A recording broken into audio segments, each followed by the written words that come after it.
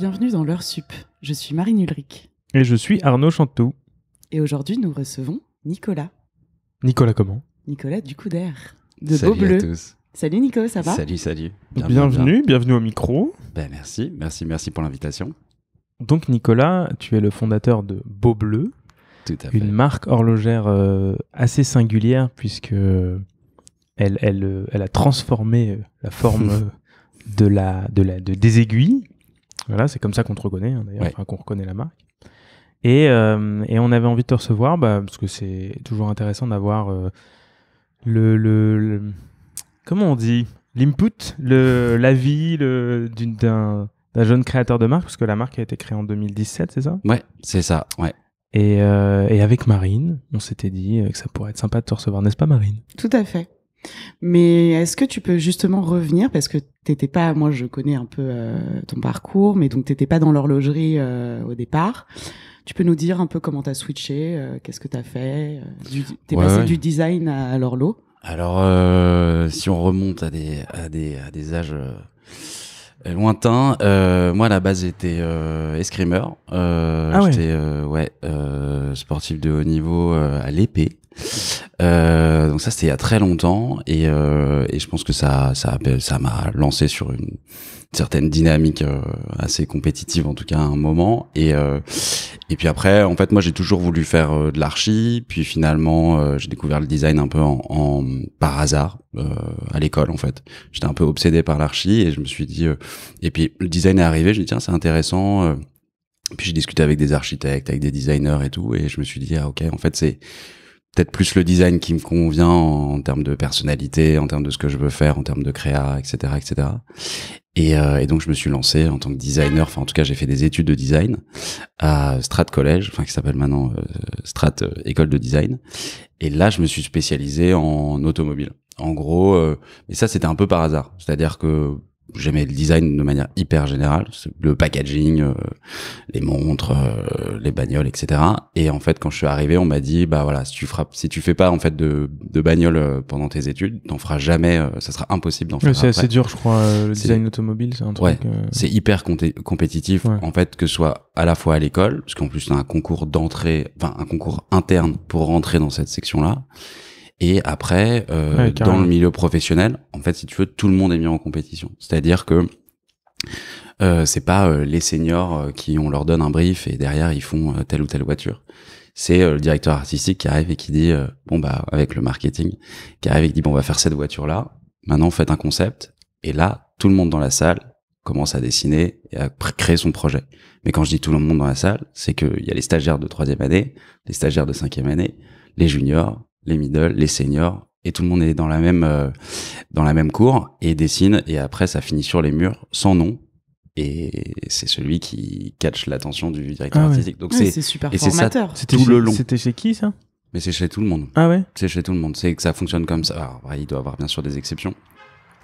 Mais voilà, donc il y a un vrai esprit de compète, et donc ça c'est là où je me retrouvais un petit peu, mais je m'étais dit ok, vas-y, je viens d'arriver dans le design, je vais quand même pas commencer à me fermer des portes alors que je viens à peine de rentrer, donc je me dis ok, je fais de la bagnole pendant mes études, et puis en fait à côté j'ai fait en fait finalement plein d'autres trucs différents, de l'innovation, de ce qu'on appelle aussi du design thinking, j'ai fait du mobilier, enfin plein de trucs un peu différents, aussi pas mal du luxe, et voilà, puis après je crée mon agence de design juste après mes études, et là je bosse avec avec des startups, avec des grands groupes, donc ça va du brassard de running au TGV, donc c'est des grands écarts,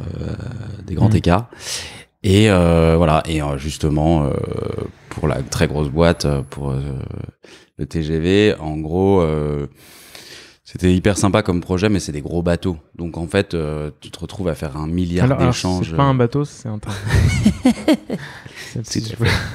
Et ben le niveau.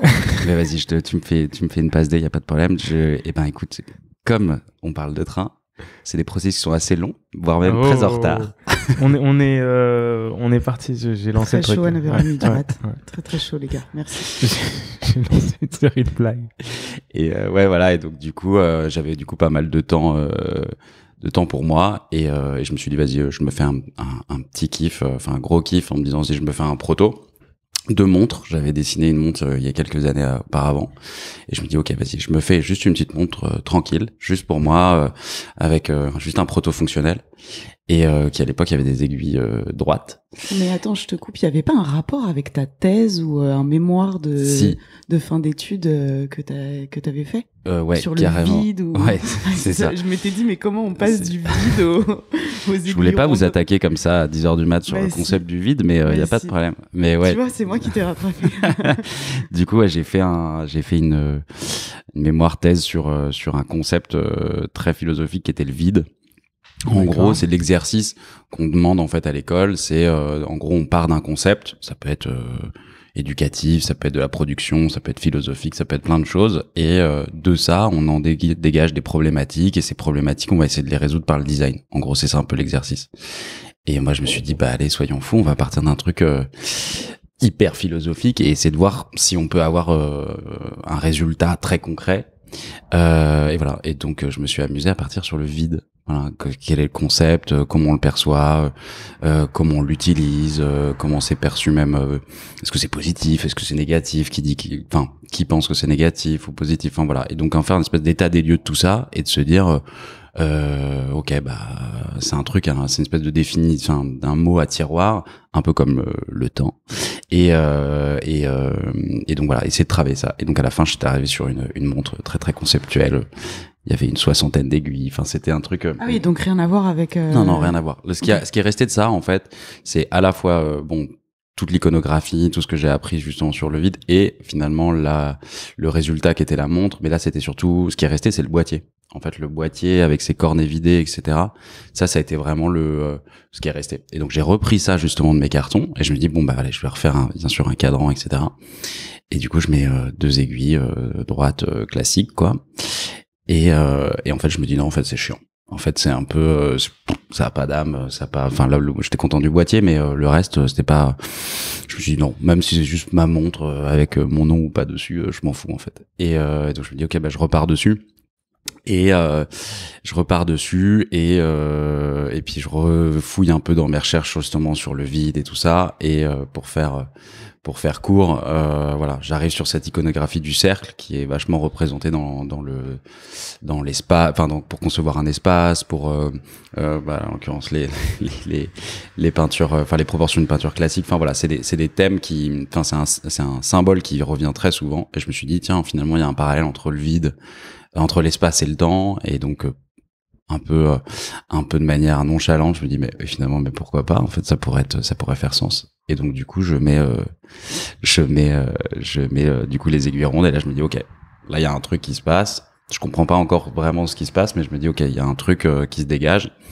Et en fait voilà, j'ai fait mon petit été, je me suis dit en fait je vais pas faire une montre, mais je vais créer un truc, on va créer modestement une marque, en tout cas on va créer un projet et on va voir, ça se trouve ça se pète la gueule dans 2 mois et puis on se sera marré, et puis ça se trouve on sait pas, ça se trouve on sera encore là dans 6 ans rue Notre-Dame de Lazareth à discuter avec Arnaud et Marine, tu vois. Et voilà. Non, mais parce que si on devait décrire, alors pour ceux qui ne connaissent pas encore très très bien Beaubleu, si on devait décrire une montre Beaubleu, c'est vrai que c'est, bon, on commence à le comprendre, c'est les aiguilles rondes. C'est vraiment la caractéristique c'est des cercles, en fait. De Beaubleu.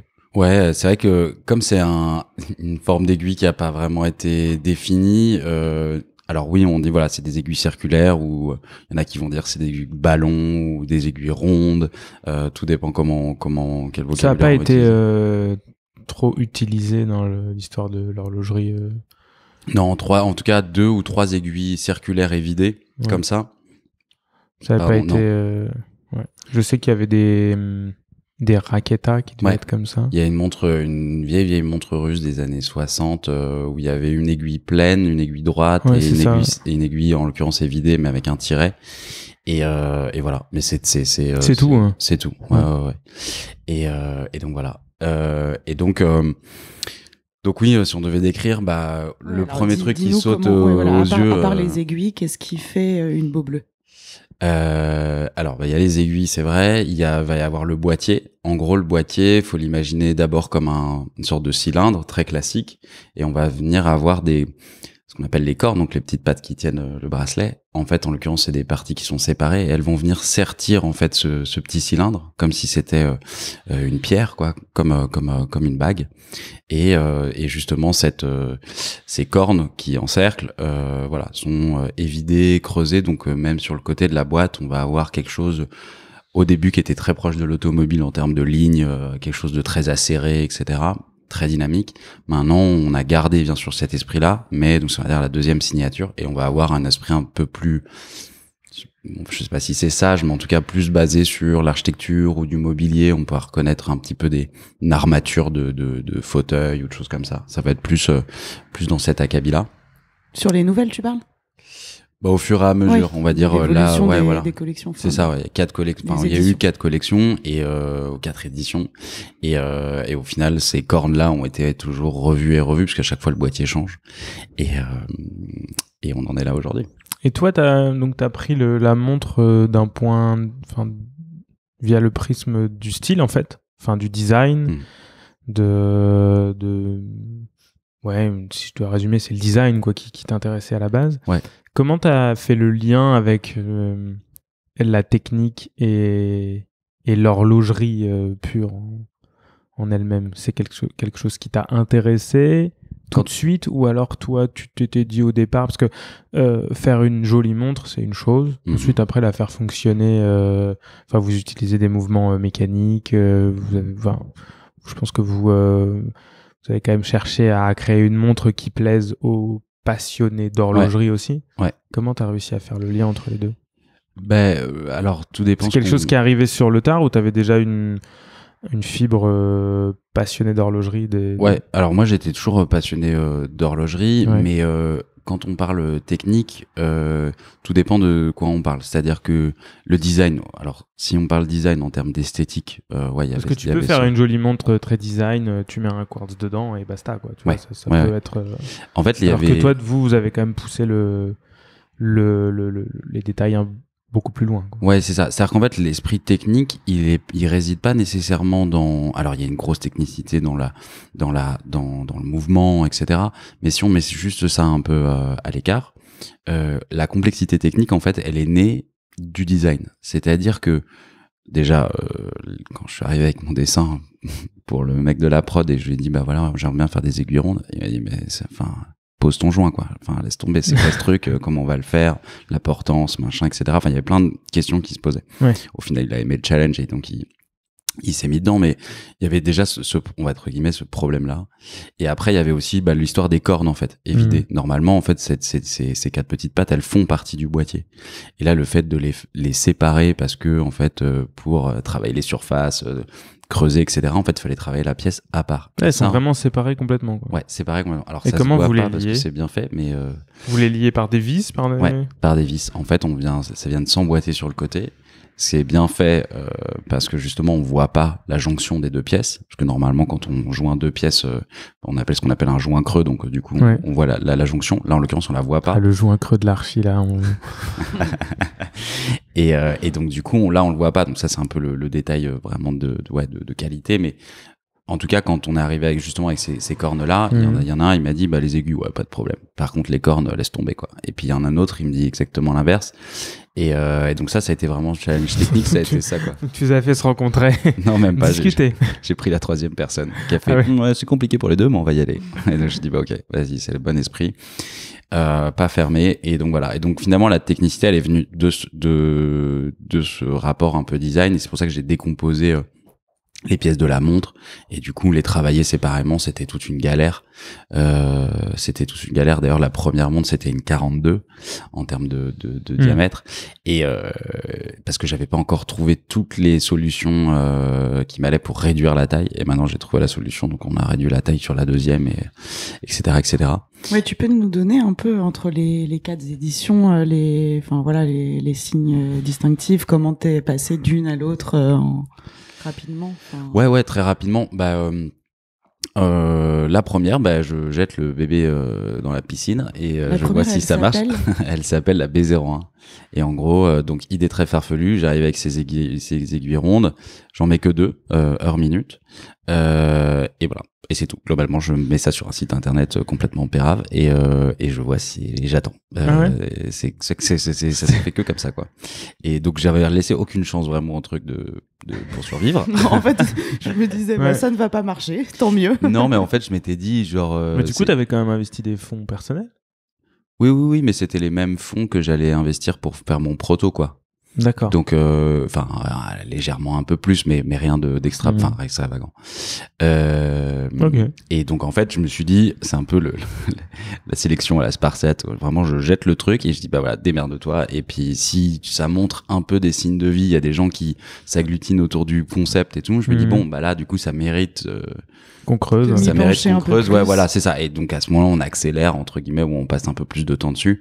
Et c'était ça le test. Parce que j'avais pas envie de toute façon, j'avais pas les fonds, mais j'avais pas envie de ponctionner un projet avec de la finance en disant ça va marcher un jour, puis en fait foutre l'argent par les fenêtres. Et en fait, j'étais en train d'animer un projet qui était voué à l'échec. Alors que si en fait je balance un projet qui peut-être vaut quelque chose et de par lui-même les gens s'y reconnaissent, bah déjà ça va me faciliter la vie pour la suite. Donc voilà, première collection, B01, 42 mm, 2 aiguilles. 2 ans plus tard, parce que du coup c'est une collection tous les 2 ans, et 2 ans en édition limitée, donc toujours pareil. Donc ça a marché. Et donc du coup ça a marché. Sinon on serait pas là. Enfin remarque, non, ça peut ne pas marcher, après tu te relances, mais là ça a vraiment marché dès le départ. Ouais, alors c'est enfin marché, voilà, faut tout je pense que c'est un grand mot. Après il fallait se donner un objectif qui était clair, qui était entre guillemets raisonnable et en même temps ambitieux, c'était de se dire OK, faut que ça marche, c'est-à-dire que et moi marcher, je m'étais dit ça veut dire qu'il y a des gens qui adhèrent au projet et on crée ce premier noyau dur de communauté. Voilà, l'idée c'est pas la question de faire de la thune ou faire quoi que ce soit, c'est de dire OK, on fait un bon produit, les gens le reconnaissent pour ça, on a une démarche design, il y a une communauté et voilà. Déjà c'est le premier step. Et le deuxième, c'était de dire bon bah voilà, maintenant il faut quand même que les gens voient un petit peu comment on déroule un peu l'histoire du design de notre truc et voilà, que la communauté soit de plus en plus grande. Donc c'est ce qu'on a fait avec la deuxième, qui était du coup la collection Union. Et là qui est sorti 2 semaines avant le Covid, mais au final ça s'est très bien passé. On a évité pas mal de balles quand même pendant ces 6 dernières années et ça s'est très bien passé. Là on commençait à avoir une couverture un peu plus internationale. On avait on avait des clients maintenant genre aux États-Unis ou au Japon, des choses comme ça. Donc pour nous, moi c'était trop cool. Je me dis OK, les montres elles voyagent et c'était vraiment le bon plaisir. Et puis il fallait voir aussi on pensait à la 3e année, on dit toujours la troisième année d'une boîte, faut être rentable, faut être machin et tout.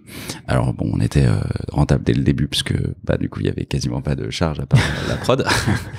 Et voilà, donc il y avait cet exercice-là, ça s'est très bien passé parce que la 3e année, du coup, on a ouvert notre boutique là du coup à Paris. Et après 3e collection qui s'appelle toujours Vitruve. D'ailleurs la Vitruve, petit clin d'œil à l'architecte romain Vitruvio, donc c'est pour ça, qui a été un clin d'œil pour pas mal de gens parce qu'il a été clin d'œil pour Léonard de Vinci avec l'homme de Vitruve, etc. Et voilà, la 3e édition limitée, là l'idée c'était de dire bon ok, on s'excuse un tout petit peu moins d'être là, on fait un tout petit peu plus de bruit, on affirme un peu plus ce qu'on veut et ce qu'on est. Et puis là on arrive justement à la sortie de la nouvelle collection, la première collection permanente, qui était de se dire ok, on a fait que des éditions limitées. Ouais, alors c'est ça, c'était une demande de la part des clients, c'était un souhait de ta part. Ouais, non, c'était pas du tout, non, c'était même une contre-demande de notre communauté parce qu'ils sont hyper attachés au fait que ce soit les éditions limitées. Ce qu'on va garder, rassurez-vous. Mais toi, t'avais peut-être envie d'avoir des permanents. Ouais. Je pense que ça doit quand même être assez intense de toujours devoir créer des nouveaux modèles en permanence. Alors moi, c'était l'inconfort que je voulais avoir. C'est-à-dire en gros, genre je dessine un truc, genre on part du principe que ça marche, et après il y en a plus parce que c'est édition limitée, et je repars plus ou moins d'une feuille blanche, et je pense en avoir encore un peu sous le pied. Donc vas-y, on se met un peu en danger, et on fait des trucs cool. Et en fait, moi je savais dès le départ que cette idée de faire que des éditions limitées c'était bien, mais qu'à un moment on arrivé à un problème qui était de dire on va pas faire des éditions limitées de 10 000 pièces, c'est un peu ridicule. Ouais. Donc à un moment on arrivera à ce problème. Moi je me suis dit bon bah déjà on arrive à ce problème et après on verra ce qu'on fait. C'était quoi à peu près les volumes des éditions limitées, enfin le nombre d'éditions? Ah bah ça a pas mal augmenté parce qu'on était à 500 pièces sur la première au total. Je croyais que c'était 700. Donc c'était 125 pièces par modèle, donc ça il y avait que 4 modèles, donc ça faisait 500 pièces. Ensuite on est passé à 3500. Ah oui, c'est déjà... Et là ouais, j'avoue que déjà 3500 c'est un peu... C'est un peu différent. Ouais, c'est une édition limitée à 3500. Non, la totalité faisait 3500. Mais il y avait 7 modèles à 500 exemplaires. Ouais. Voilà, numérotés et tout. Donc non, je te dis en totalité. Et puis après, la Vitruve, donc c'est 888 exemplaires par modèle. Ouais. Et il y a 6 modèles, donc ça fait 5000 et des bourrettes. Un peu moins de 6000 pièces. Et donc voilà. Donc, mais tu vois, ça veut dire quoi? La prochaine, on fait 1000, puis la prochaine, on fait 2000 par modèle. Donc ça ferait des pièces au total, des prods à 10 000, 20 000 pièces. Ça serait un peu ridicule. Et voilà. Et donc du coup, le problème est arrivé et de se dire, ok, bon, c'est quoi la base en fait? C'est quoi les essentiels Beau Bleu? Comme ça, on crée cette base pour que les gens puissent continuer à rentrer chez Beau Bleu. Et nous, derrière, par contre, on continue à se faire plaisir sur les éditions limitées.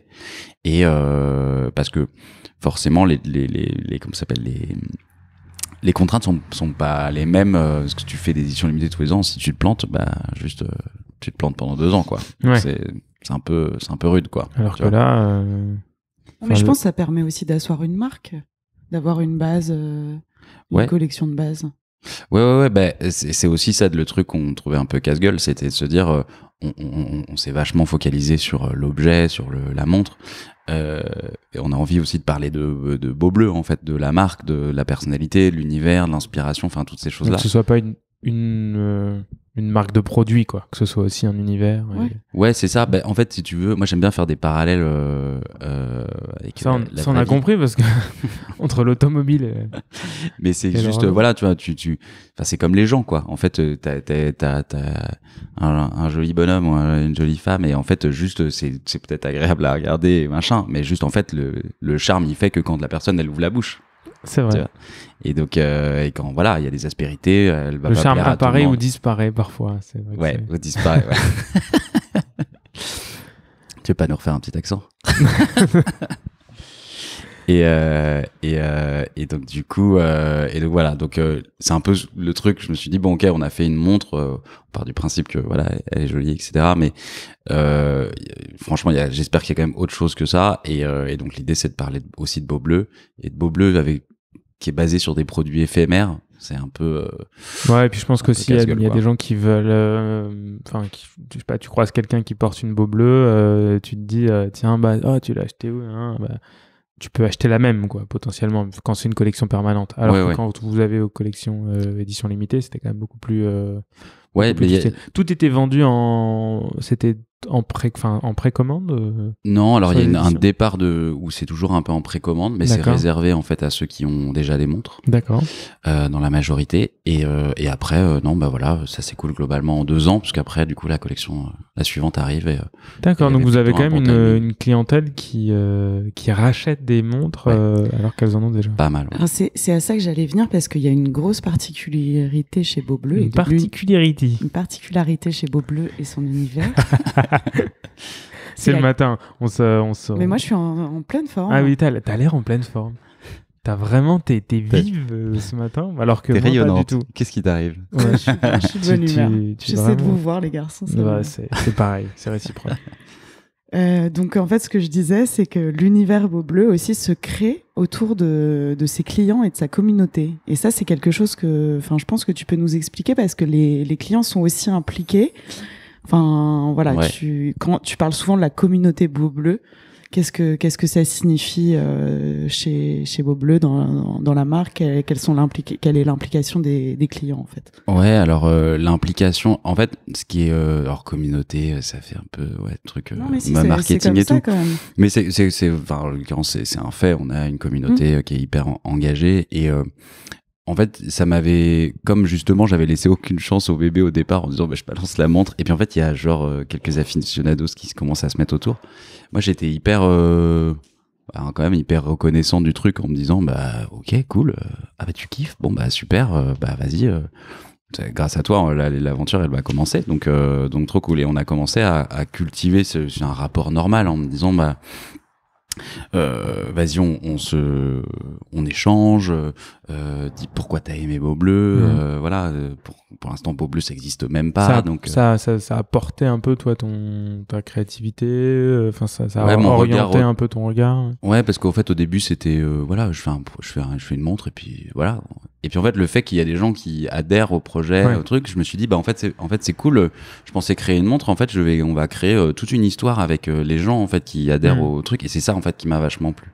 Et donc l'idée c'était de se dire ouais, de ce que je dis de temps en temps, c'est que deux monologues ne font pas un dialogue, dans le sens où je vais pas faire. Tu dis ça de temps en temps, toi ? Ouais, de temps en temps. D'accord. Ouais, quand je me réveille, quand je me réveille le matin. Non, mais je reconnais tellement l'architecte et tu vois, le designer, parce que c'est des gens qui réfléchissent beaucoup sur tout en fait, sur le monde qui les entoure. Il a quand même fait une thèse sur le vide. Hein. Non, mais c'est ça, et j'adore. Enfin, moi, j'adore les archives parce ils réfléchissent J'adore les archives. Au monde qu'ils... Non, mon meilleur ami est archi, donc c'est pas...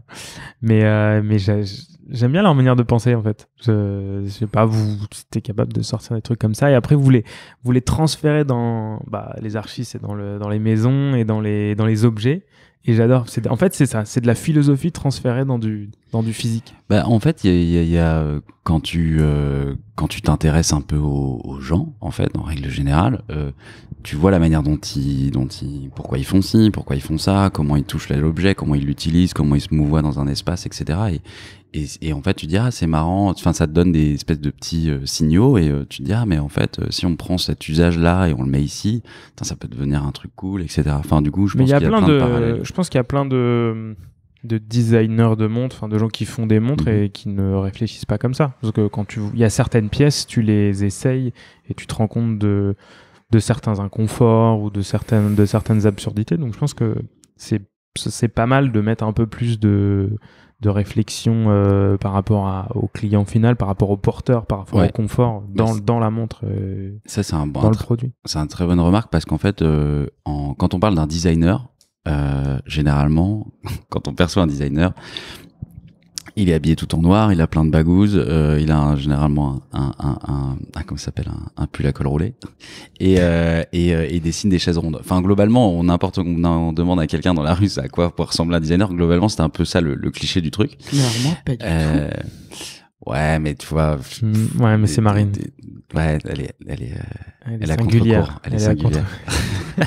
Non, mais les gars, non, moi, mais ça, c'est un peu j'imagine pas du tout un designer comme ça. Non, au contraire, moi, je l'imagine hyper coloré. Non, mais ouais, c'est marrant. Oui, tu peux être. Oui, non, pardon, tu peux être coloré. Mais bon, c'est vrai que tu vois, dans la mode où généralement ils sont tout en noir, etc. Mais un archi, on pourrait dire, c'est un mec avec des grosses lunettes, qui a un nœud papillon, tu vois. Non, les designers, les archis, Corbusier, en quoi, général, c'est des gens qui s'effacent quand même pas mal derrière leur création. Enfin, tu prends, je sais pas, même que ce soit les frères Bouroulec ou une star comme Stark. Ouais, Stark, il est un peu fantasque quand même. Non, mais pas dans son style. Après, t'as un Lehanner, pas dans son style, tu vois. Ouais, généralement, c'est plutôt des personnalités qui sont, mais enfin, après, on va pas mettre tout le monde dans le même sac, mais en tout cas, ouais, il y a une sorte de sobriété. Oui, c'est ça, une sorte de sobriété. Comme les designers de mode, franchement, en général. Si. Moi, je suis pas du tout d'accord. Les directeurs de la création enfin, je sais pas comment on dit. En général, ils sont assez discrets, quoi. Ghesquière peut-être, mais peut-être, tu vois, Karl Lagerfeld. C'était assez sobre, la manière. Fantasque, quand même. Non, je trouve pas. C'était assez sobre. C'était noir et blanc, des vestes. Bon, ok, il pouvait porter des grands cols avec des cheveux poudrés. C'est mieux que les petits cols. Au moins, lui, il portait des grands cols. Ses gants. Avec ses gants. Non, je trouvais pas que c'était. Il y a quand même beaucoup plus fantasque que. Tu vois, après, pas coloré, tout dépend. Je pense que tout dépend si tu te tournes aussi en tant que marque, tu vois. Si ton personnage de designer, tu vois, devient une marque en lui-même, tu vois. Mais en tout cas, tout ça pour dire, c'est que voilà, les designers. Merci de raccrocher les wagons. Pour revenir comment on va se rattraper. Pour revenir au train. Non, mais c'est qu'en fait, tu vois, on pense que les designers, voilà, en gros, ça fait des chaises. En gros, c'est ça. Et c'est un truc genre justement esthétique. Et pour revenir à ce que tu disais, le parallèle avec des signaux faibles et tout ça, c'était de se dire, en fait, un designer, il va d'abord regarder l'usage. Un designer de manière générale, c'est-à-dire un mec qui va faire des affiches, qui est graphiste, ou un mec qui fait des montres ou des bagnoles. En fait, il va se dire, ok, c'est quoi la grille de lecture de mes utilisateurs. Le mec, il est européen ou il est français, donc je vais utiliser cet alphabet, je vais l'organiser dans ce sens-là, parce qu'on va lire de gauche à droite, etc. Un super graphiste en Chine, il va s'adapter à la version, à ses utilisateurs, avec les bonnes couleurs, etc. Donc, quelque chose qui va faire sens esthétiquement, c'est pas uniquement, mais en tout cas, il y a une grande partie du fait qui dit, ok, c'est qui mon utilisateur? Et en fait, se dire, je fais une montre, et mon utilisateur, parfois il porte des chemises ou parfois il porte des vestes, et que en fait le fait d'avoir un bouclier médiéval au poignet, c'était pas nécessaire parce que ça passe pas ni sous le manteau ni sous la veste. Déjà, ça contraint. En tout cas, c'est pas contraint, mais en tout cas, ça définit un peu la montre que tu vas faire. Tu vois, si tu fais, je sais pas, sur les petits ou grands poignets ou pour tout le monde, tu le définis pas pareil. Donc du coup, c'est surtout d'abord l'usage qui va prendre, et après tu les fais voyager ailleurs, tu vois, sur la technique, sur le design, sur je sais pas, une poésie ou lyrisme, peu importe ce qu'on veut. Et après voilà, on déroule son fil. Mais au départ, ça va être une question d'usage, tu vois. Mais c'est par exemple, tu vois, les aiguilles rondes, on va se dire ah ouais, mais pour lire l'heure, etc., etc. Alors là, on regarde sur le prisme, bien sûr, on peut lire l'heure, c'est quand même fait pour. Oui, est-ce que vous avez mis un petit ergot sur le rond, qui permet quand même de pointer l'heure. Mais tu vois, par exemple, moi, je m'étais basé sur un usage en me disant, ok, on n'est pas pressé, je te demande quelle heure il est, tu vas me dire, il est 10h. Et je vais dire, non, il est 10h13. Et je le demande à Marine, elle va me dire, il est 10h15. Sauf qu'en fait, pour vous avez donné la bonne heure, vous gérez très bien votre journée en disant soit 10h, soit 10h15, pourtant il est 10h13. Si je te vois courir avec tes valises, tu vas me dire, il est 10h13 et 20 secondes parce que j'ai mon train. Et en fait, tous les trois, on dira la bonne heure. Juste, elle diffère en fonction de là où on est, de ce qu'on est, du besoin de précision, etc. Et donc, en fait, c'était un peu utiliser cet usage en me disant, cette apparente imprécision, et en fait, peut corréler tout à fait avec comment on voit la vie, tu vois. Tu connaissais Meister-Singer à l'époque où tu as créé la marque? Ouais, je connaissais. Ouais. Mais c'est une autre, voilà, c'est c'est une philosophie qui s'en rapproche, je trouve, de dire on se prend pas la tête avec les secondes, ou on n'est pas à 5 minutes près, quoi, en gros. Ouais, c'est ça. Puis aussi, sinon, c'est aussi une montre où tu prends le temps de lire l'heure. Tu vois, c'est ça aussi. C'est un moment où tu prends le temps, et on n'est pas tous Jason Bourne ou je sais plus qui d'autre qui saute d'un avion et qui regarde. Oui, alors on est à 56 secondes pour atterrir, tu vois, sur le truc, sur l'hélicoptère. Donc. Ça, c'est pas ce que t'as voulu faire avec Vitruve, justement, où il y avait les 3 manières. Et après, non, il y avait 3 manières de voir un peu le temps. Voilà, en fait, j'aime bien moi me raconter une histoire avant de me jeter sur crayon et papier. C'était de me dire, ok, en fait, si on devait isoler 3 manières de voir le temps, il y avait un temps quotidien, répétitif, etc. Il y avait le temps je trouve ça hyper intéressant. Plus solennel, genre quand on est entre potes. En fait, tu regardes jamais l'heure, et quand tu regardes ça l'heure... dépend des potes. Hein. Tes vrais potes, tu regardes pas l'heure. Hein. Moi, avec Marine... on n'est pas potes. Il est 10h13. Collègue. Il est 10h13 ou il est 10h? On fait un podcast. C'est tout. Non, mais t'as raison, c'est vrai que c'est... Et puis en plus, quand t'es entre potes, même par exemple en vacances, si tu regardes ta montre, tu regardes pour le coup que l'heure. Tu regardes pas, même pas les minutes. Tu te rends compte fou de savoir s'il est 30 et quart ou moins le quart. En fait, tu dis, ok, il est 8h, c'est le temps de l'apéro, il est midi, il est minuit, on se couche ou pas, tu vois. 8h du matin. Oui, c'est ce que j'étais en train de me dire, l'apéro à 8h. Mais je sais pas, attends. Et donc du coup, voilà. Et donc finalement c'est cet usage-là qui se comprend pas forcément au premier abord, mais et c'est ça qui est cette communauté que tu as réussi à réunir autour de Beau Bleu, c'est la communauté des gens qui prennent le temps, qui comprennent. Merci de raccrocher le wagon. Encore. One more. Qui comprennent et qui apprécient ce côté. Ouais, c'est ça. Prise de temps. Je pense que voilà, il y a nous on a dans notre communauté des gens qui sont à la fois qui viennent d'arriver dans l'horlogerie, des gens hyper passionnés, et ils disent bah voilà, moi j'ai un super chrono avec 40 aiguilles, un tachymètre, machin et tout, et en même temps à des moments bah j'ai ma Beau Bleu et c'est une petite bulle d'air qui me fait plaisir, etc. Ou l'inverse, ils disent bah voilà, moi le week-end je veux un truc hyper chrono parce que je sais pas, peu importe. Et tu penses que le succès de la marque il tient surtout aux aiguilles? Bah, le succès de la montre, oui, parce que en fait l'idée c'était de se dire ok, quelqu'un qui n'y connaît rien, qui même ça a été un élément extrêmement différenciant qui finalement a certainement permis à la marque de surnager sur le nombre de marques qui sont sorties ces dernières années. Ah bah ça c'est évident, c'est sûr, parce que moi en fait en tant que designer justement j'avais pas envie non plus de travestir le produit, la montre avec ce que je dis, la poudre de perlimpinpin autour en une espèce de glaçage market qui est hyper important, mais j'avais pas envie que le projet il tienne là-dessus. Les montres avec une carrure amovible, ou tu sais, tu peux échanger ta carrure. Ouais. Ça, c'est toujours un peu. Je trouve que c'est des projets qui sont intéressants, mais toujours un peu casse-gueule parce que bon, est-ce qu'il y a vraiment un usage ? Est-ce que c'est vraiment différenciant ? Est-ce que c'est vraiment intéressant ? Enfin voilà, bon, c'est. Ouais. Après, moi, il y a pas mal de marques, donc à la fois ils s'identifieront tous et personne en même temps, mais c'est un concept qui est intéressant. Après, moi, c'est juste, je me dis, ça peut rester des concepts. T'aimes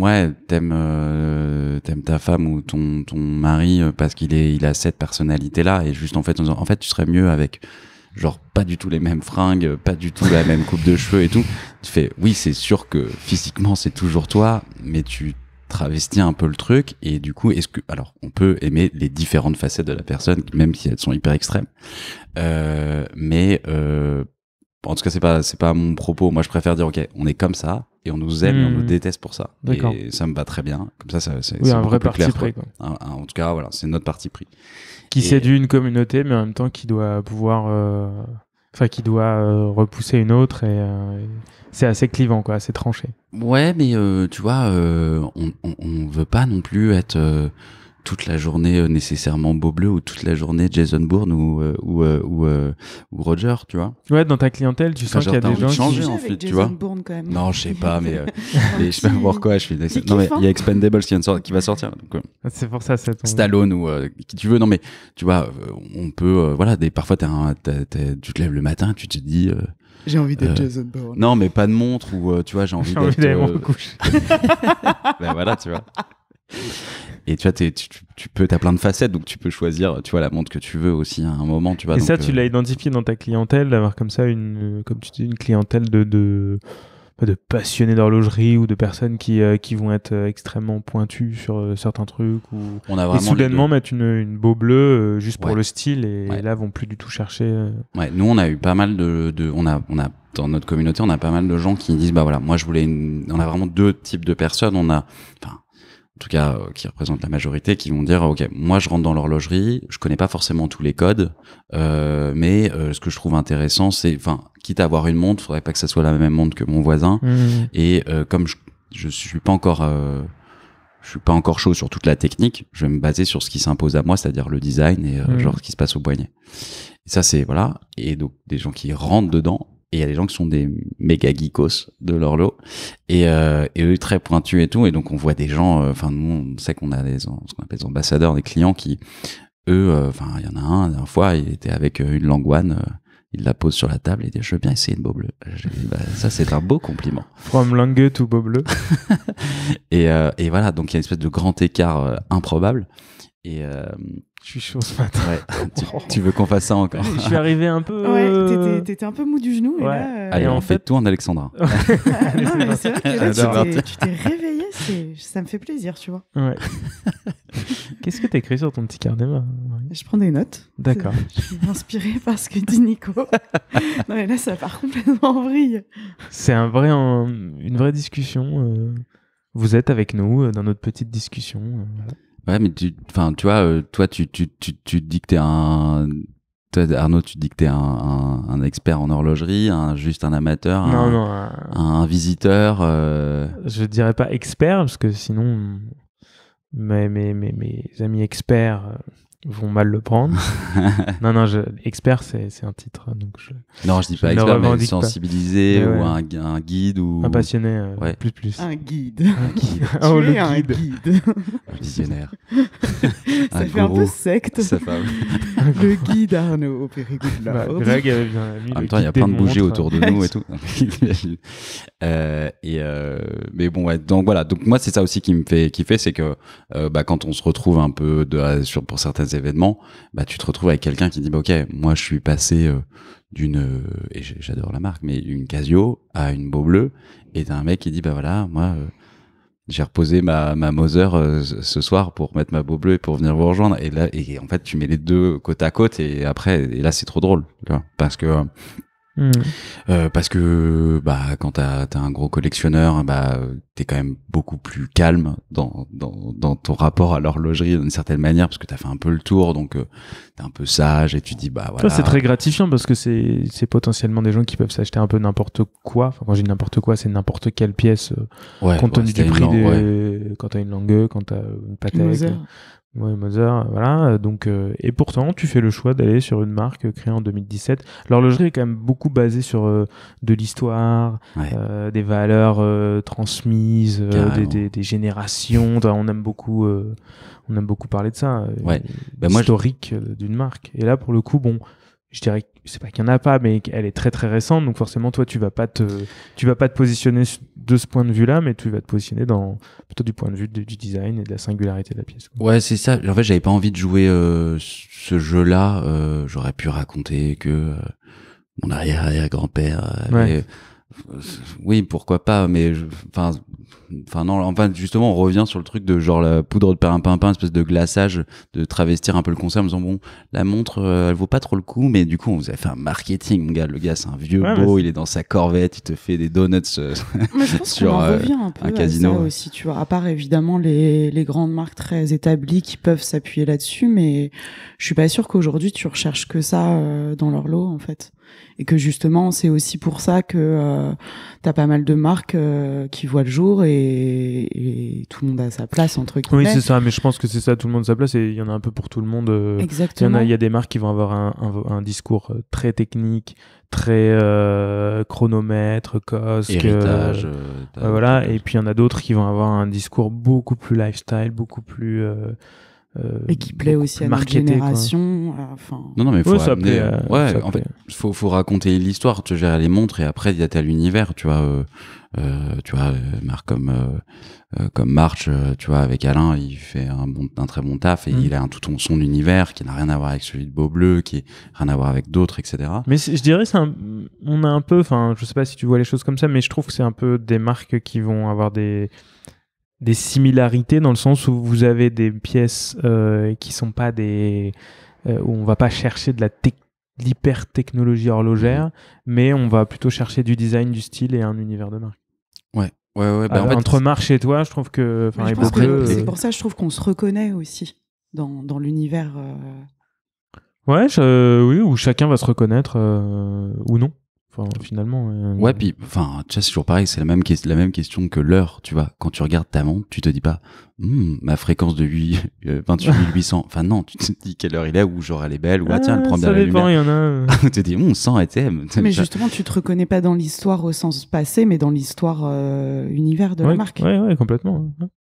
Ouais, je pense qu'il faut, il y a des points d'accroche, et après, on prend ou on prend pas par rapport à l'univers dans lequel on veut nous amener, mais du coup, moi, c'est pas parce que tout le monde a, soit beaucoup de marques ont dit, nous, on a une existence de 100 ans, 200 ans, etc., ou 30 ou 60, que nous, on est obligé de jouer là-dedans. Non, en fait, nous, on est ce qu'on est, on est jeune, et je pense que c'est aussi un avantage, et parce qu'on n'est pas obligé de tomber dans ce genre de code, et donc du coup on n'est pas obligé d'en inventer de nouveaux, on fait juste nos codes à nous, et après toujours pareil comme les montres, on va nous aimer, et pas nous aimer pour cette raison-là, quoi. Je pense que jusqu'à aujourd'hui on a été très timide pour être très critique de nous-mêmes. On a été très timide à montrer un peu l'univers, etc. On s'était beaucoup reposé sur les montres, ce qui était déjà un bon, enfin je pense que c'était un très bon choix. Produit quoi, très... Ouais, très produit. Et puis maintenant on se dit si en plus avec la bonne histoire, enfin bien expliquer notre histoire, enfin en tout cas notre univers, ça sera encore, on va pouvoir faire voyager les gens ailleurs quoi. Et donc c'est vrai que là on rebalance sur la communauté. C'est vrai qu'en fait les gens en fait et les monologues faits par un dialogue, intéressant, je dribble. Du coup, je note. c'est qu'en fait donc il y a voilà cette histoire de confiance, en tout cas de relation qui s'est créée. Et maintenant en fait on a c'est un peu fou, on a des clients qui après nous contactent en disant moi en fait je viens de Tours et j'ai pensé à vous.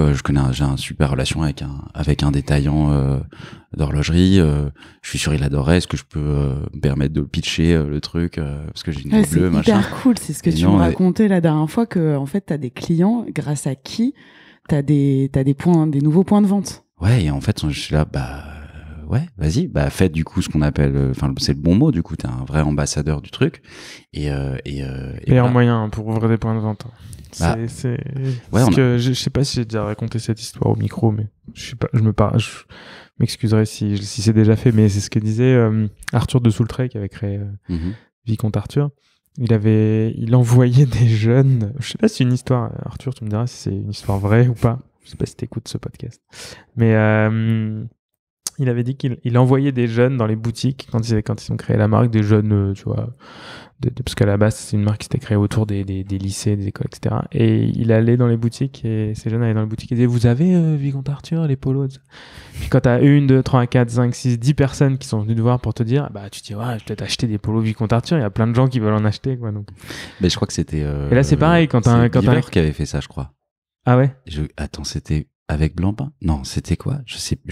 Peut-être que j'affule totalement, mais je crois que Beaver, il avait fait ça. Il avait fait une montre, il était voir un détaillant, il lui avait dit vas-y, est-ce que tu peux, je crois que c'était à la montagne, un truc comme ça. Bonne vieille technique de gros hacking. C'est ça. Et il lui avait dit vas-y, prends la montre. Non mais j'y crois pas à ton truc, vas-y s'il te plaît. Puis le mec finalement la prend, je crois en confier, un truc comme ça. Enfin juste il la dépose quoi dans la vitrine.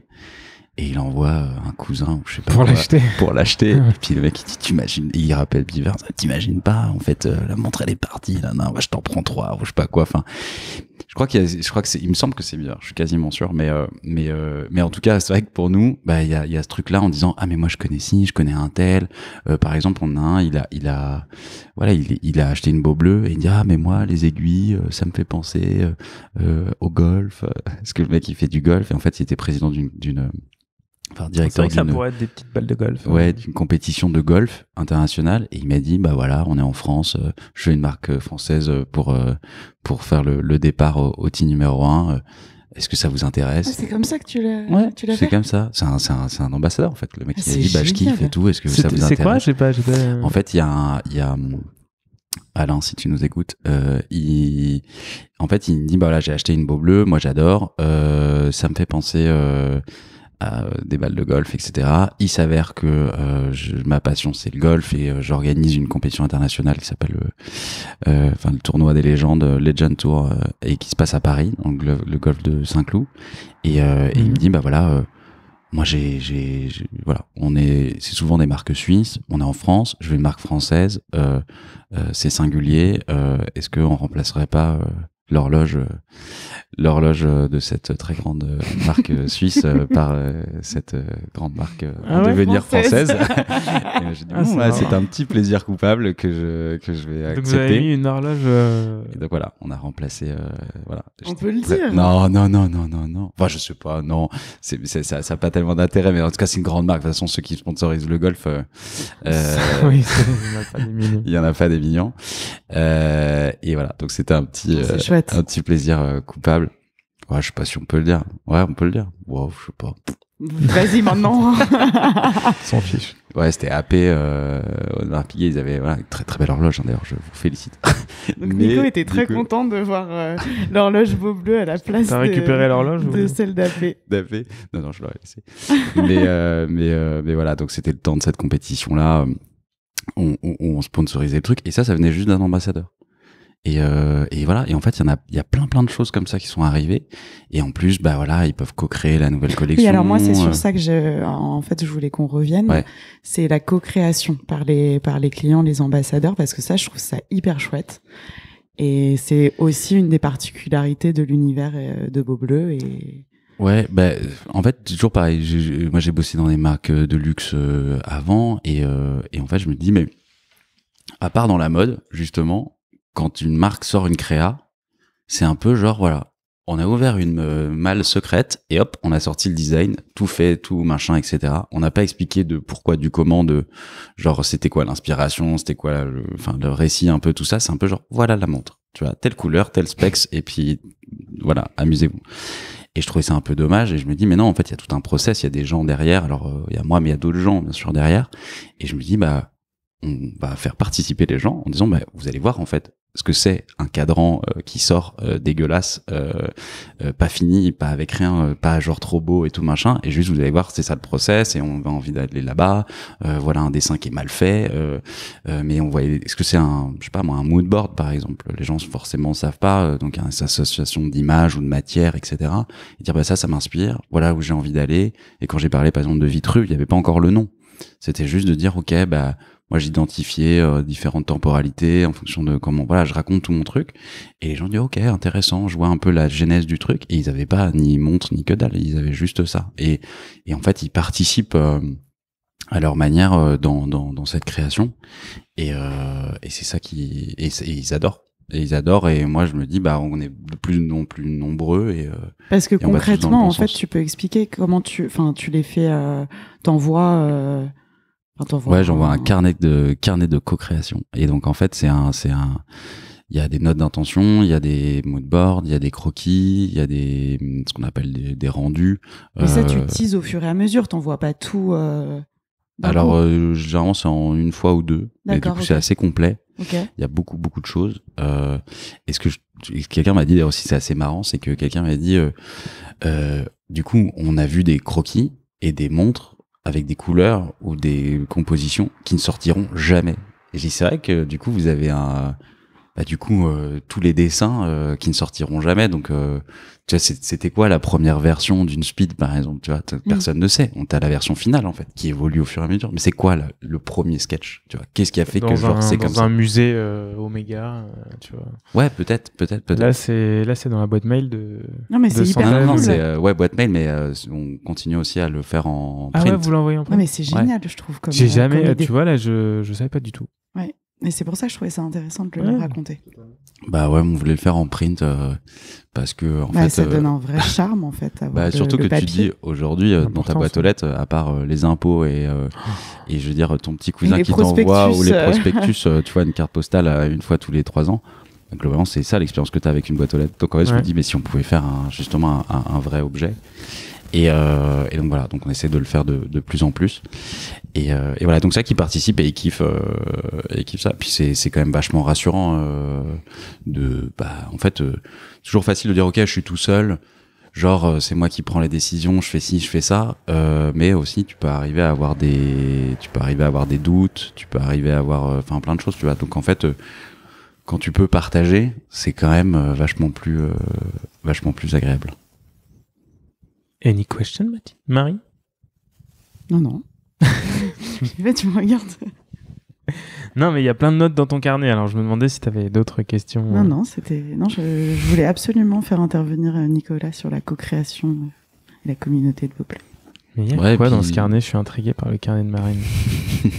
Mais je prends tout en note. Elle en fera un carnet de co-création. Ouais. Non, mais je pense carnet de co-création de Marine. Je co-crée. Non, mais toi aussi, ce qui te fait kiffer dans les marques, c'est aussi d'aller voir comment c'est fait, qui y a derrière. Ah non, mais je trouve ça génial. Je ne savais pas, mais je trouve ça vraiment cool ce dont tu parles là, sur les carnets. Je trouve ça génial d'impliquer, mais d'impliquer au-delà de. Il y a beaucoup de marques, bon, je vais pas dire beaucoup, mais il y en a quelques-unes dans la mode qui font ça. Et on sait très bien qu'il y a zéro implication, que le produit il est déjà prêt avant même d'avoir envoyé le questionnaire.